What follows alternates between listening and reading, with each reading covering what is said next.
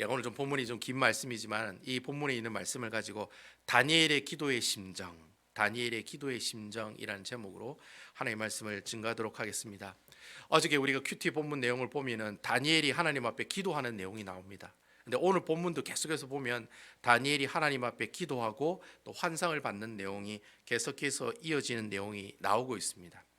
여러분도 뭐 잘 알다시피 다니엘은 어떤 사람입니까? 다니엘은 기도의 사람입니다. 태생이 기도하는 사람입니다. 태생이 기도하는 사람. 기도가 기본으로 자리 잡은 사람. 기도가 자연스럽게 생활 속에서 묻어 나오는 사람. 바로 그 사람이 다니엘이라고 하는 사람입니다. 그러니까 여러분, 다니엘은 툭 치면 기도, 툭 치면 기도, 그렇게 툭 치면 기도가 나오는 사람이 바로 다니엘이었다라고 하는 사람이었습니다. 여러분, 어제 본문에 보면은 성경에 다리오 왕 원년에 이 예레미야가 하나님의 말씀을 봤다라고 기록하고 있어요. 여러분 기억하세요? 하나님의 말씀인데 무슨 내용을 봤습니까? 예레미야서를 봤어요. 그래서 하나님께서 이 예레미야서는 포로로 간 이스라엘 백성들 읽으라고 준 책이죠. 이사야도 그런 책이고 열왕기서도 그런 책이고 에스겔, 다니엘 모두 다 포로 가운데 읽으라고 준 책들이에요. 그래서 어쨌든 예레미야서를 읽었는데 그 예레미야서를 보니까 그런 내용이 있는 거예요. 너희가 포로로 잡혀가고 난 다음에 70년이 지나면 다시 어디로 갈 것이다? 예루살렘의 성, 거룩한 성 예루살렘으로 돌아갈 것이다. 그렇게 하나님 말씀에 기록되어 있는 것을 발견하게 돼요. 그러자 이 다니엘이 계산을 하는 거예요. 카운트를 하는 거예요. 과연 우리가 포로로 잡혀왔을 때, 다니엘이 포로로 잡혀왔을 때가 BC 606년이거든요. 그러니까 70년이 지나면 BC 536년쯤 될 때, 그때가 바로 고레스 왕이 왕으로 세워질 때였습니다. 바로 이 다리오 왕이 죽고 난 다음에 2년 뒤에 뭐예요? 고레스 왕이 왕으로 세워진다고 제가 말씀드렸죠. 다리오가 고레스의 장인어른이잖아요. 장인어른이 먼저 왕이 되고 사위가 그리고 장인어른이 돌아가시고 난 다음에 고레스 왕이 이제 왕이 되는데 그때가 앞으로 얼마나 남았냐면 1년 아니면 2년이 남은 걸 알게 된 거예요.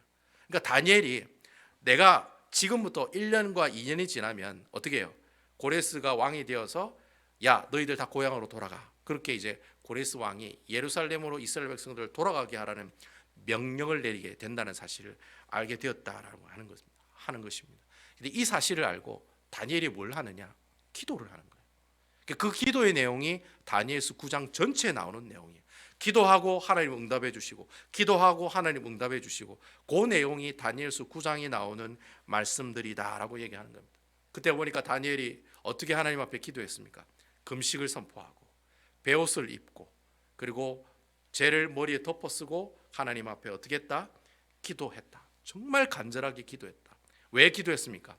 앞으로 이스라엘 백성들이 예루살렘으로 돌아갈 건데 그 예루살렘으로 돌아가는 사람들이 많이 있게 해달라고. 그렇잖아요.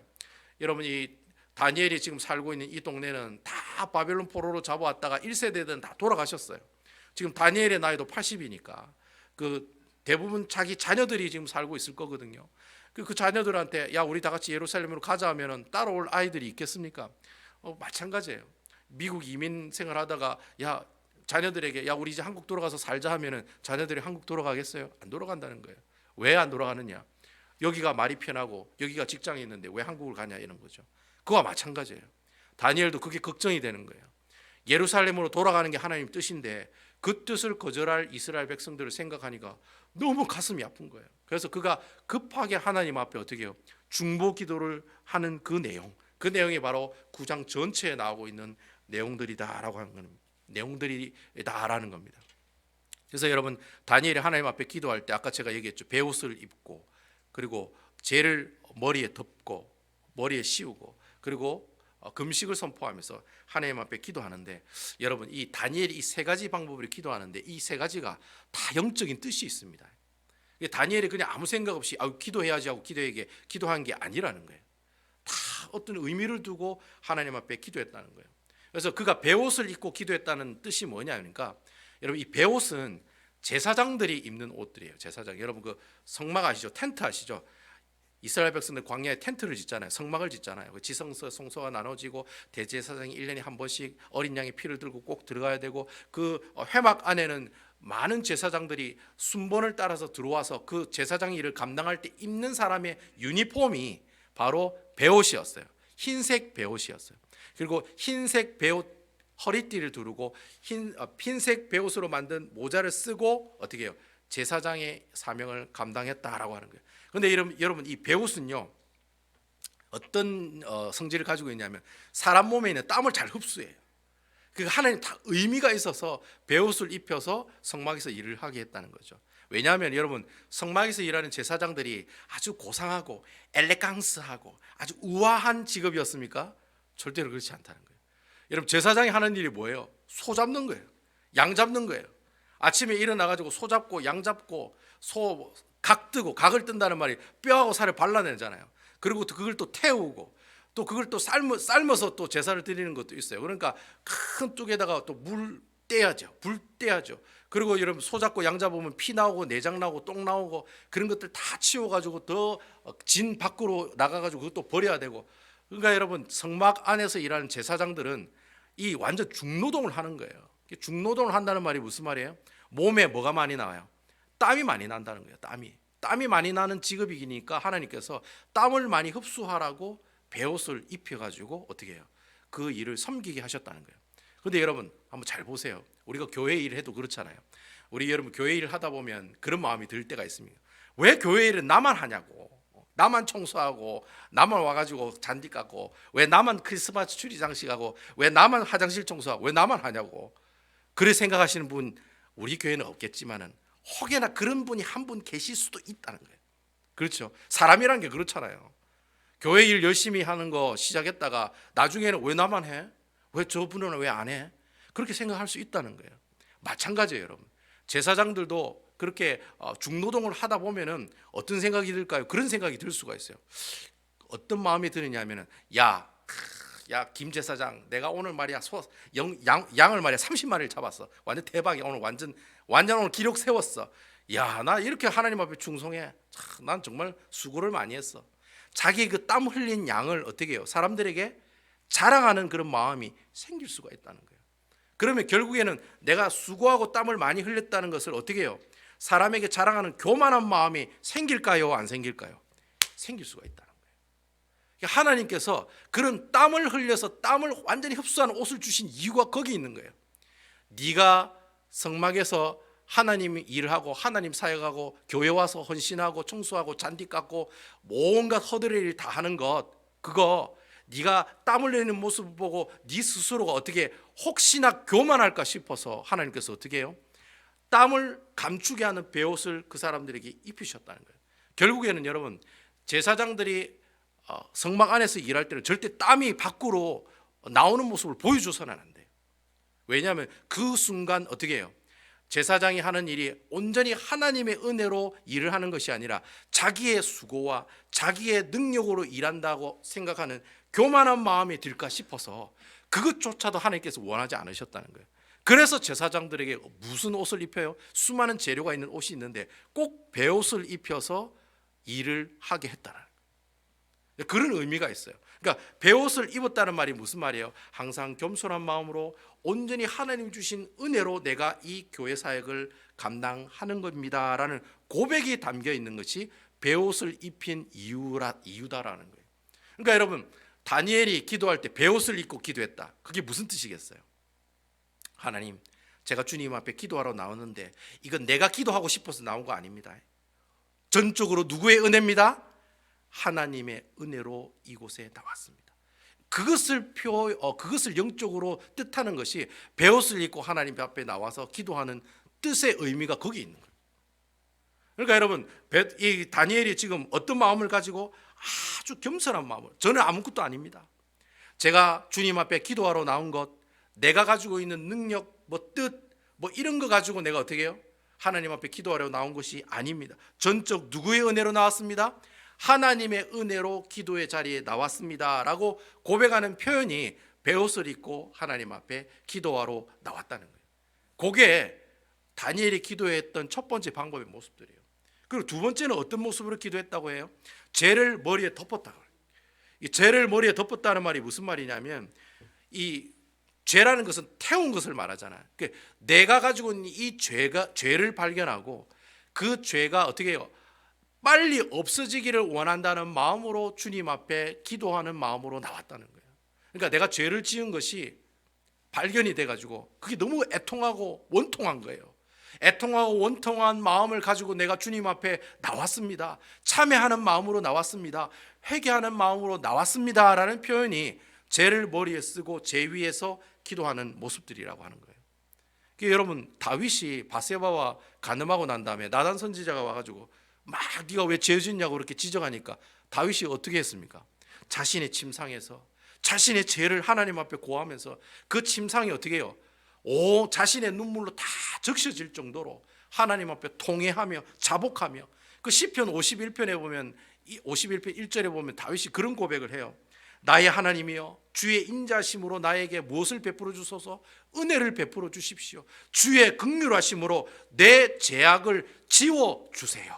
그렇게 기도를 해요. 그렇게 눈물로 기도했던 사람이 바로 다윗이 기도했던 그 기도, 바로 그런 애통함을 가지고 회개하는 마음을 가지고 기도하는 그 표현을 두고 죄를 머리에 올리고 뿌리고 하나님 앞에 기도한다라는 그런 내용으로 표현을 하고 있다는 거예요. 마지막으로 또 뭐라고 또 기도하고 있습니까? 바로 금식을 통해 기도한다라고 얘기하고 있어요. 금식. 여러분, 사람이 먹는 거를 포기하고 기도했다는 말이 무슨 말이에요? 안 먹으면 죽잖아요.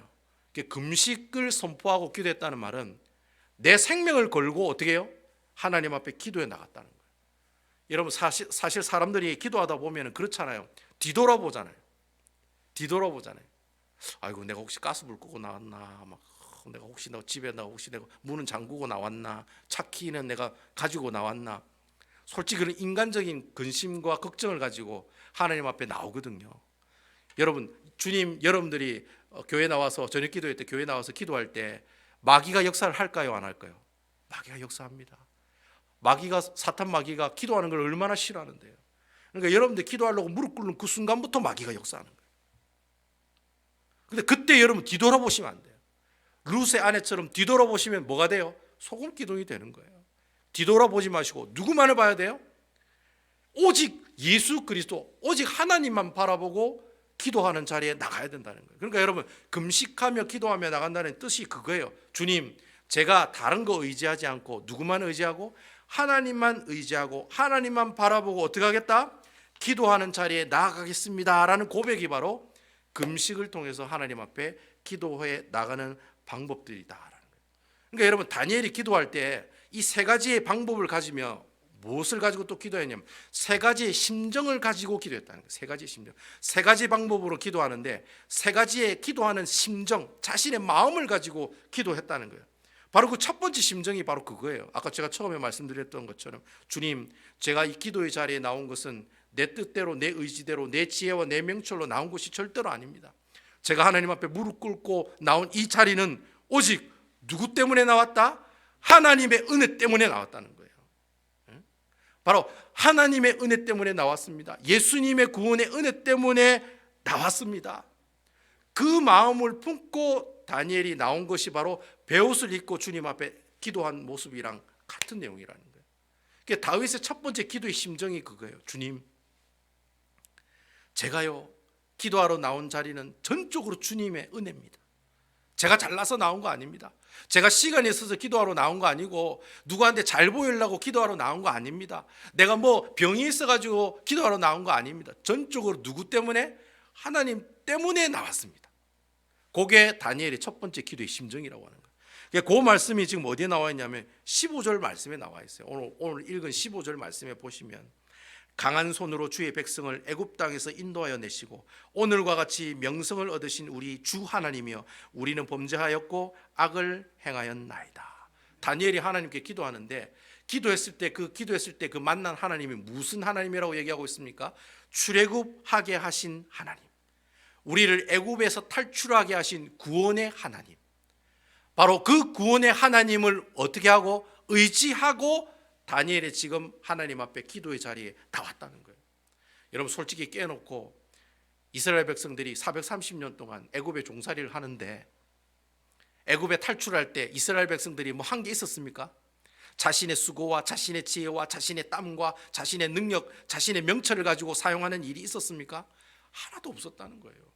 모세도 뭐 나와가지고 뭐 인도에 왔지만 뭐 모세가 뭐 한 게 있습니까, 여러분? 아무것도 없다는 거예요. 누가 다 하셨어요? 하나님께서 다 하셨잖아요. 바로의 마음을 돌이키시기 위해서 10가지 재앙을 내리신 분이 누구예요? 하나님이시잖아요. 이스라엘 백성들이 탈출하다가 홍해바다 앞에 있으니까 어떻게 할꼬? 하나님께서 그 홍해바다를 가르시잖아요. 그러니까 출애굽하는 모든 일들을 다 간섭하시고 함께 하신 분은 여호와 하나님이신 거예요. 기도를 하다 보니까 다니엘이 바로 그 출애굽하게 하신 그 하나님의 모습들이 기억나더라는 거예요. 아, 내가 지금 이스라엘 백성들을 위해 중보기도하기 위해서 이곳에 나왔는데 내가 여기에 나온 이 자리가 내가 잘나서 나온 자리가 아니구나. 내가 지금 총리를 하고 있기 때문에 시간이 많아서 기도하러 나온 게 아니구나. 뭐 때문에 기도하러 나왔다? 나를 구원하신 출애굽의 역사를 일으키신 그 하나님의 무슨 은혜? 구속의 은혜가 있었기 때문에. 그래서 여러분 고백하는 거예요. 강한 손으로 주의 백성을 애굽 땅에서 인도하여 내신 분 바로 우리 하나님이시여. 그렇게 고백하고 있다는 거예요. 그러니까 여러분 우리가 기도할 때 이렇게 다니엘이 첫 번째 심정을 가지고 나와야 된다는 거예요. 내가 하나님 앞에 나와서 기도하는 것이 내 의지로 나온 것이 아니라 누구의 은혜를 붙들고 나와야 되는 거예요? 예수님의 구원의 은혜를 붙들고 나와야 되는 거예요. 다니엘은 출애굽할 때 함께 하신 그 하나님 생각했지만 우리는 누구를 믿어요? 예수 그리스도를 믿잖아요. 예수님이 나를 위해 십자가에 못 박혀 죽으시고 우리로 하여금 죄 없다 하시고 의롭다 하시고 하나님과 관계를 회복해 주시고 죽고 부활하심으로 우리에게 부활의 산소망과 영생을 선물로 주신 그 구원의 은혜를 어떻게 해요? 기억하고 생각하면서 주님 앞에 여러분 기도하는 자리에 나오셔야 된다는 거예요. 그게 다니엘이 기도할 때 첫 번째 다니엘의 심정이었어요. 예수님을 품고 기도하는 자리에 나오자.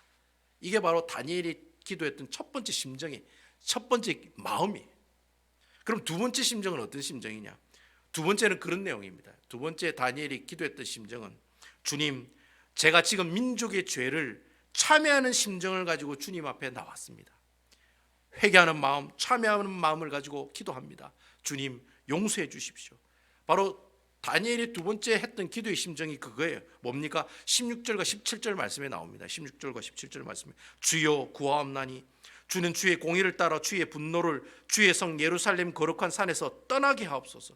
분노가 떠나게 하옵소서. 이는 우리의 죄와 우리의 조상들을 죄악으로 말미암아 예루살렘과 주의 백성이 사면에 있는 자들에게 수치를 당함이니이다. 17절입니다. 그러하온즉 우리 하나님이여 지금 주의 종의 기도와 간구를 들으시고 주를 위하여 주의 얼굴빛을 주의 황폐한 성소에 비추시옵소서. 지금 이 19절에도 보면 비슷한 내용이 나와요. 19절에도 보면 다니엘 주여 들으소서, 주여 용서하여 주소서. 그러니까 지금 다니엘이 두 번째 기도하는 심정은 그거예요. 주님 용서해 달라고. 무엇의 죄를 용서해 달라고? 자신들의 민족의 죄를 용서해 달라고. 그리고 자기가 지은 그 죄의 모습들을 어떻게 해요? 용서하게 해 달라고. 그 죄를 발견하고 그 죄를 가지고 하나님 앞에 회개하는 그런 사람들이 되게 해달라고, 그런 심정과 마음을 가지고 주님 앞에 기도하러 나왔다는 거예요. 여러분, 죄라고 하는 것은요 정말 하나님이 싫어하는 겁니다.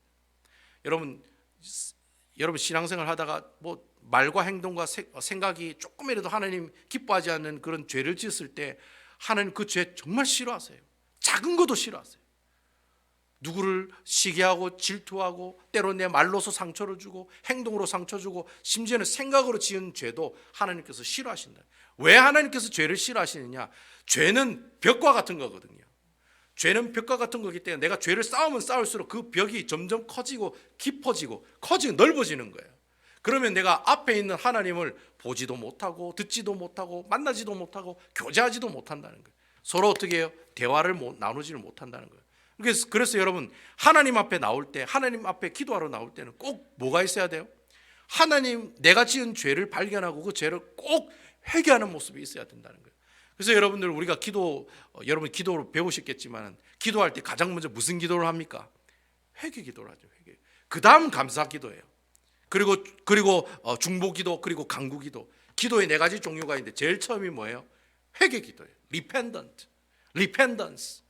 하나님 앞에 내 죄를 회개하는 거예요. 회개해야지, 앞에 있는 벽을 무너뜨려야지 어떻게 해요? 그때부터 하나님과 다이다이로 만나가지고 어떻게 해요? 내가 커뮤니케이션 한다는 거예요. 얘기한다는 거예요. 그러한 심정이 되게 해달라고. 내가 그렇게 내 죄를 주님 앞에 고백함으로 내 앞에 있는 벽들을 하나하나 다 무너뜨리고 난 다음에 주님과 오손도손 얘기 나누고 싶어요. 그게 바로 다니엘이 가지고 있는 두 번째 기도하는 마음의 심정이라고. 그 마지막 세 번째 다윗의 그 기도하는 마음의 심정이 뭐냐? 세 번째는 그겁니다. 주님, 제가 지금 이 시간에 주님 앞에 기도하는데 오직 누구만 바라보겠습니다? 주만 바라보겠습니다. 세상에 내가 가지고 있는 근심, 걱정, 문제, 아픔, 상처받은 것, 뭐 사업이 안 되고 내 자녀가 안 되고 모든 것들 다 그런 걱정, 근심들. 여러분 솔직히 내가 기도하러 앞에 딱 나오면은 그런 근심과 걱정이 먼저 생각이 나잖아요. 근데 그거 생각하지 않게 해달라는 거예요. 오직 누구만 바라봐요? 오직 주님만 바라보고 주님만 의지하고 주님만 사랑하고 주님만 어떻게 해요? 내가 대면하여서 하나님 앞에 기도할 수 있게 해달라. 그런 심정, 바로 그런 심정이 바로 금식하며 나가는 심정이잖아요.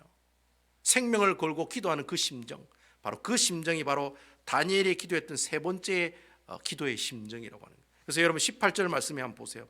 18절의 말씀에 보면 나의 하나님이여 귀를 기울여 들으시며 눈을 떠서 우리의 황폐한 상황과 주의 이름으로 일컫는 성을 보옵소서. 우리가 주 앞에 간구하는 것은 우리의 공의를 의지하여 하는 것이 아니요 주의 큰 긍휼을 의지하여 함이니이다. 여러분 다니엘이 예루살렘 성이 무너지고 예루살렘 성전이 무너졌다고 그 얘기를 들었을 때 다니엘이 할 수 있는 일은 다른 게 없었어요. 하나님 앞에 기도하는 건데 오직 기도할 때 누구만 의지해서 기도해요? 여호와 하나님만 바라보고 의지하면서 기도하는 거예요. 예루살렘 성전 누가 세울고 그 세울 때 돈은 누가 댈고 누가 그것을 도와줄고 누가 예루살렘 성벽을 누가 세우지? 누가 다시 중건하지? 누가 다시 빌딩하지? 누가 세우지? 그런 고민하지 않고 오직 누구만 바라봐요? 다 해주실 줄로 믿습니다. 예루살렘 성전 분명히 다시 재건축되고 예루살렘 성벽 다시 세워질 줄로 믿습니다. 그거 보고 누구만 바라봐요? 하나님만 바라보고 하나님만 의지하고 하나님께 기도했던 모습, 바로 그 모습이 다니엘이 가지고 있었던 세 번째 기도하는 심정의 모습들이다. 이게 세 가지 다니엘이 기도의 심정을 가지고 지금 어떻게 해요? 다니엘이 하나님 앞에 기도하고 있는 거예요. 베옷을 입고 기도하는 거예요. 온전히 내가 이 자리에 나온 것은 누구의 은혜다? 하나님 은혜로 나온 것입니다. 죄를 머리에 뿌리면서 기도하는 거예요. 주님, 제가 먼저 지은 죄를 주님 앞에 회개하고 참회하는 사람이 되게 해주십시오. 그리고 세 번째는 뭐예요? 금식하면서 기도하는 거예요. 주님, 이제 문제 안 바라보고 오직 주님만 바라볼게요. 뒤돌아보지 않을게요. 오직 주님만 바라보고 기도할게요. 그렇게 기도하고 있는 내용이 바로 오늘 본문에 나오는 다니엘의 기도의 내용이라는 거예요. 자, 그럼 여러분, 다니엘이 이렇게 세 가지 심정을 들고 하나님 앞에 기도했을 때 하나님께서 그 기도의 응답을 해주셨을까요? 안 해주셨을까요? 네. 안 해주면 제가 말을 안 하겠죠. 설교를 만들어내지도 않겠죠. 여러분, 그 해준 그 응답의 내용이 바로 20절부터 27절에 나오는 내용이에요. 그 20절부터 27절에 나오는 내용, 그 구구절절한 내용들이 다 어떤 내용이에요? 바로 하나님께서 그 세 가지 심정으로 기도하니까 하나님께서 응답해 주시더라, 그런 내용이 나오는 거예요. 그래서 여러분 21절에 보면 그런 말씀이 나오잖아요. 내가 기도할 때 이전에 환상 중에 본 그 사람 가브리엘이 빨리 날아서 저녁 제사를 드릴 때쯤에 내게 이르더니, 여러분 보세요. 가브리엘이 빨리 날아서 다니엘에게 갔다고 그랬습니다. 뭐 때문에 갔겠습니까? 기도의 응답을 들고 간 거예요. 빨리 날아서 갔다고 그래요. 천사가 날개가 있는 것 같아요. 뭐 그래 추측을 할 수 있겠죠. 어쨌든 가브리엘 천사가 하나님의 응답을 들고 다니엘이 그 세 가지 심정을 가지고 기도하는 그 순간 그 기도의 응답을 캐치해 가지고 황급하게 날아서 어디로 가요? 다니엘에게로 갔다라. 저녁 제사가 드릴 때쯤 돼 가지고 빨리 하나님의 응답이 다니엘에게 임했다라. 그럼 그 응답한 그 내용들이 어떤 내용들이냐? 그런 내용들이 오늘 24절과 25절을 쭉 거기에 보면은 아주 어려운 내용들이 나와요. 거기에 보면 뭐 71회, 뭐 62일에, 뭐 또 뭐 7일에, 여러분 이 그 24절, 25절 나오는 이 내용이요. 구약 성경에 나오는 성경 난해 구절 중에 하나입니다. 성경 난해 구절이 뭐냐니까 도저히 하나님의 말씀을 해석할 수 없는 내용, 그 내용이 바로 오늘 9장 24, 25절에 나오는 내용이에요.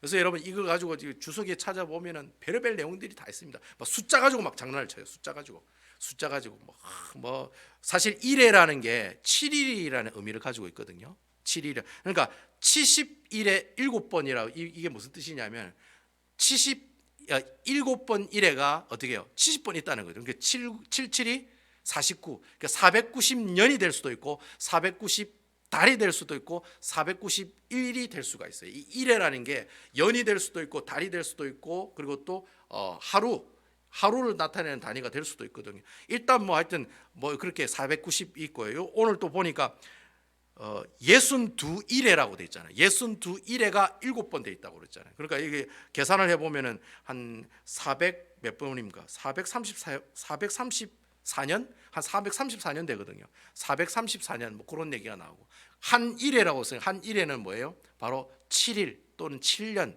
7달. 그래 요거 가지고 얘기를 하는데 요거 가지고 무슨 얘기를 하느냐? 뭐 이거 가지고 막 숫자를 얘기하고 예수님이 언제 온다는 그런 얘기인데 제가 이래 숫자를 가지고 해석하는 것은 옳지 않다고 생각해요. 하나님께서 왜 이렇게 숫자 놀이를 통해서 하나님 보여주시냐? 그 하나님의 응답의 내용이 도대체 뭐냐? 간단히 설명하면 그거예요. 이 날짜가 지나면 누가 오신다는 거예요? 여러분 24절과 25절 말씀 보세요. 24절과 25절입니다. 24절과 25절 말씀입니다. 내 백성과 내 거룩한 성을 위하여 71회를 기한으로 정하였나니, 그러니까 490년이 지나면은 누가 온다는 거예요. 허물이 그치며 죄가 끝나고 죄악이 용서되며 영원한 의가 드러나며 환상과 예언이 응하며 또 지극히 거룩한 이가 기름 부음을 받으리라. 그리고 25절 보세요. 그러므로 너는 깨달아 할지니라 예루살렘을 중건하라는 영이 날 때부터 기름을 부은 자 곧 왕이 일어나기까지 7일에와 62일에가 지날 것이요 그 곤란한 동안에 성이 중건되어 광장과 거리가 세워질 것이다. 이 말이 무슨 말이냐면은 분명히 숫자가 있는 거 보니까 기한이 정해져 있는 게 맞는 것 같아요. 근데 그때 오시는 그분이 어떠한 기한이 지나가고 나면은 누가 온다는 거예요? 죄를 없애고 죄를 오늘 보세요. 죄를 없애고 허물이 그치며 죄가 끝나고 죄가 용서되고 하나님의 영원한 의가 드러나는 그분, 바로 기름 부은 그분이 오신다는 거예요. 그럼 그분이 누구세요? 예수님이라는 거예요. 여러분 이 숫자에 뭐 490년이 지나면 예수님이 와요. 그 예수님이 오는 시점이 뭐 예루살렘 성에 들어갈 때 그때 낙이 타고 들어가실 때예요? 아니에요. 예수님이 침례를 받으실 때예요? 막 이렇게 막 얘기하는 사람들이 있어요. 그게 중요한 게 아니에요. 중요한 것은 때가 되면 누가 오신다는 거예요? 메시아가 오신다는 거예요. 여러분 메시아가 히브리어로 그리스도라고 하는 뜻이에요. 헬라어로 그리스도, 기름 부음 받은 자. 누구세요? 예수님이라는 거예요. 결국에는 다니엘이 세 가지의 심정을 가지고 하나님 앞에 기도했어요. 그 기도의 응답으로 하나님께서 누구를 보여주시고 누구를 말씀하셨어요? 바로 예수 그리스도를 말씀하고 있다는 거예요. 참 재밌죠, 여러분. 다니엘이 세 가지 심정을 가지고 기도했더니 하나님께서 주신 응답은 그거예요. 야, 나중에 메시아가 올 거야. 그분이 알아서 어떻게 해요? 다 할 거야. 그분이 네가 가지고 있는 문제 다 해결할 거야. 네가 가지고 있는 어려움들 다 해결해 주실 거예요. 누가요? 바로 예수 그리스도. 예수님께서 그 기도의 응답으로 다 해결해 주신다는 거예요. 자, 여러분 예수님께서 내 마음에 오신다면 어떻게 해요? 내가 하나님 앞에 모든 걸 다 내려놓고 기도의 자리에 겸손한 모습으로 나갈 수 있게 되는 거예요. 누가 오시면? 예수님이 내 마음에 오시면. 이게 첫 번째 다니엘의 기도의 심정이잖아요. 예수님이 내 마음에 오시면 내가 주님 앞에 기도의 자리로 나갈 수 있게 된다는 거예요. 예수님이 내 마음에 오시면 내가 어디 자리에 나갈 수 있어요? 회개의 자리에 나갈 수 있게 된다는 거예요. 예수님이 내 마음에 오시면 나는 전적으로 누구를 의지할 수 있게 되나요? 예수 그리스도를 의지하는 사람이 된다는 거예요. 왜요? 성령님이 내게 계시니까. 성령님께서 내게 오시니까. 성령님이 내 마음을 주관하시고 내 심령에 좌정하시고 주인이 되어주시기 때문에 나는 어떻게 해요? 바로 예수님이 내 마음에 오시면 다니엘이 세 가지 심정으로 하나님 앞에 기도했던 그 기도의 내용들이 다 어떻게 해요? 예수님 때문에 다 응답되어진다는 거예요. 그러니까 결론은 그거예요, 여러분. 다니엘이 다니엘이 하나님 앞에 기도했던 세 가지의 심정이 곧 누구의 심정이에요? 예수님의 심정과 똑같다는 거예요.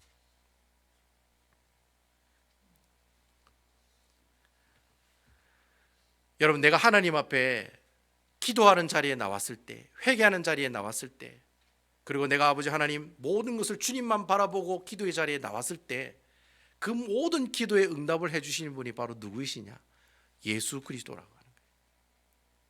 저는 여러분들이 그냥 기도회로 나와가지고 이거 해주세요 저거 해주세요 막 이렇게 기도하시다가 가는 그런 분들이 아니라 정말 다니엘이 가지고 있었던 그 세 가지의 그 심정, 예수님이 가지셨던 그 심정, 예수님이 내 마음에 계시는 그 뜨거움, 그 열정을 가지고 주님 앞에 기도하러 나가시는 우리 베다니 교회 성도 여러분 되시기를 주님의 이름으로 축원을 드리겠습니다.